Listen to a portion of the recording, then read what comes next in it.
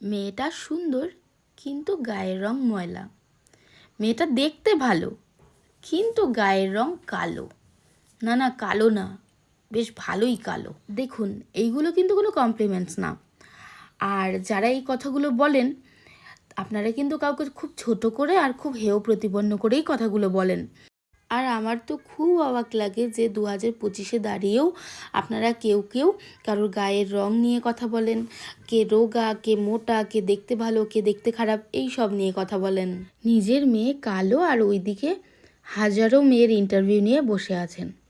কি না ছেলের বিয়ে দিতে হবে আর ফর্সা টুকটুকে বৌমা চাই। শুধুমাত্র গায়ের রং শ্যামলা বলে কত মেয়েকে বাতিলের খাতায় ফেলেছেন। সৃষ্টিকর্তা যাকে যেরম বানিয়েছে সে তেমনই দেখতে, এটা মেনে নেওয়াই ভালো। আপনি আর আমি বিচার করার কে বলুন?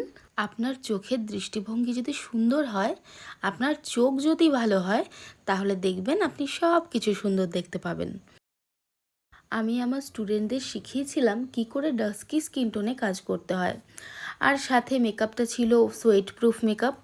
আর সামারে সোয়েট প্রুফ মেকআপ করাটা জানতেই হবে, করতেই হবে ক্লায়েন্টদের ওপরে, সেই জন্য। আর তোমরা দেখতেই পারছো কলকার ডিজাইনটা। আর কলকাটা ওদের দেখিয়েছিলাম সিঁদুর কলকা।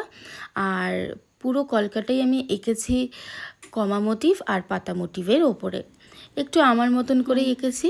তোমাদের কেমন লাগলো কলকার ডিজাইনটা আমাকে অবশ্যই কমেন্ট করে জানিও। আমাদের পরবর্তী ব্রাইডাল মাস্টার ক্লাস কিন্তু মে মাসের 15 তারিখ থেকে শুরু হবে।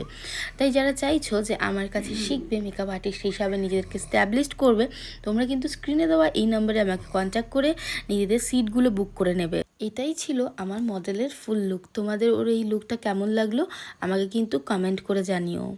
শুরু, স্টার্ট, হাসো।